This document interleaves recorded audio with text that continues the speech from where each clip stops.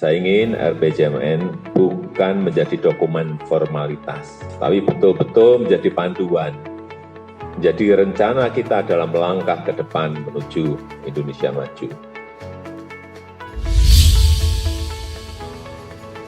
Rencana Strategis Kementerian Lembaga atau Renstra KL adalah dokumen perencanaan kementerian lembaga untuk periode 5 tahun.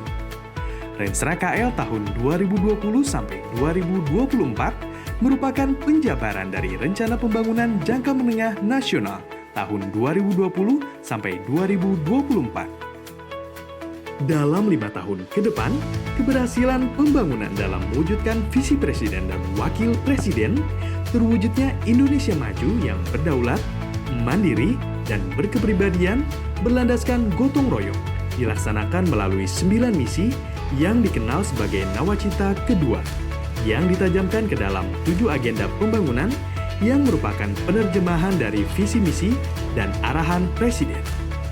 Renstra Kementerian Keuangan tahun 2020 sampai 2024 telah ditetapkan melalui Peraturan Menteri Keuangan Republik Indonesia Nomor 77-PMK.01/2020 pada tanggal 30 Juni 2020.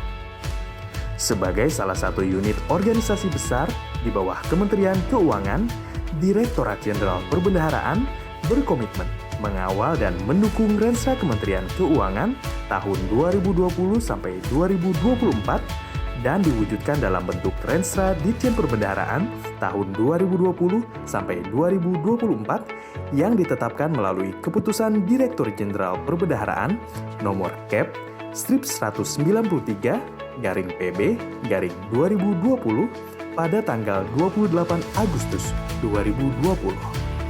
Renstra Ditjen Perbendaharaan tahun 2020 sampai 2024 mendukung pencapaian agenda pembangunan dalam RPJM pada 1. Agenda Pembangunan 1. Memperkuat ketahanan ekonomi untuk pertumbuhan yang berkualitas dan berkeadilan.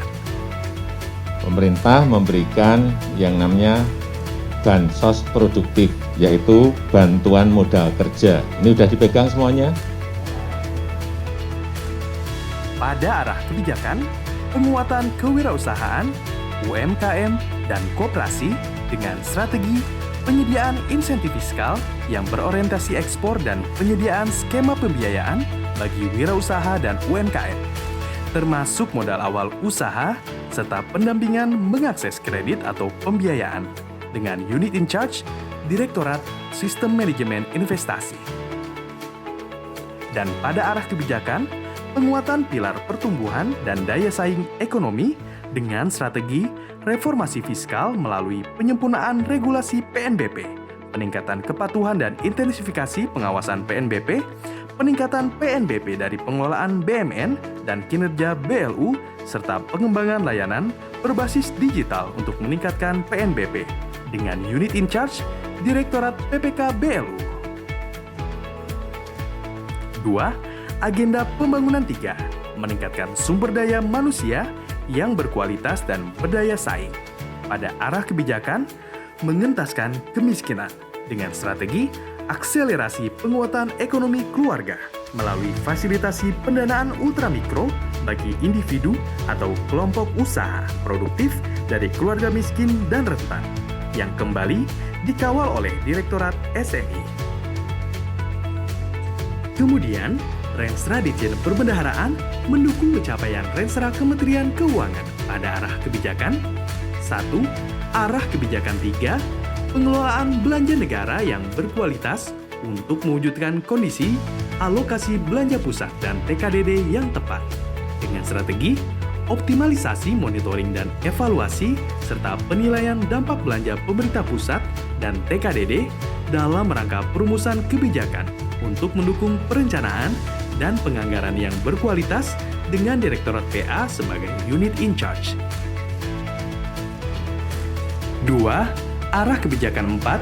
Pengelolaan perbendaharaan, kekayaan negara, dan pembiayaan yang akuntabel dan produktif dengan risiko yang terkendali untuk mewujudkan kondisi sebagai berikut.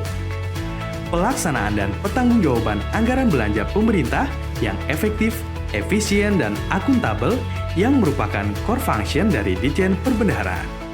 Untuk mencapai kondisi ini, terdapat beberapa strategi yang akan dijalankan oleh Ditjen Perbendaharaan dan didelegasikan ke unit in charge di unit Eselon 2 Ditjen Perbendaharaan sebagai berikut.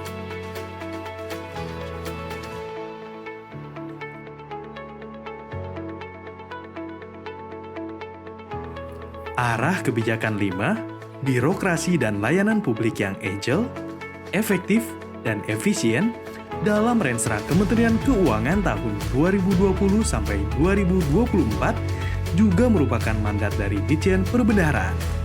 Di dalamnya, terdapat dua kondisi yang ingin diwujudkan, yaitu yang pertama adalah sistem informasi yang andal dan terintegrasi. Untuk mencapai kondisi ini, strategi yang akan dijalankan oleh Ditjen Perbendaharaan dengan Direktorat SITP sebagai unit in charge. Kondisi kedua yang diharapkan adalah pelaksanaan tugas khusus yang optimal. Untuk mencapai kondisi ini, ada 3 strategi yang akan dijalankan oleh Ditjen Perbendaharaan dengan BPD, PKS, PIP, BPD LH sebagai unit in charge. Strategi-strategi Ditjen Perbendaharaan sebagai bentuk dukungan terhadap arah kebijakan 5 dapat dilihat pada tampilan berikut ini.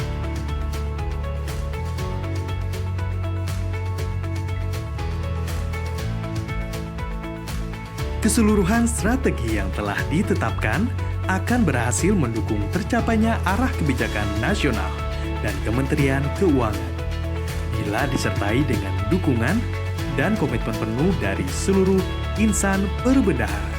Unggul tingkat dunia.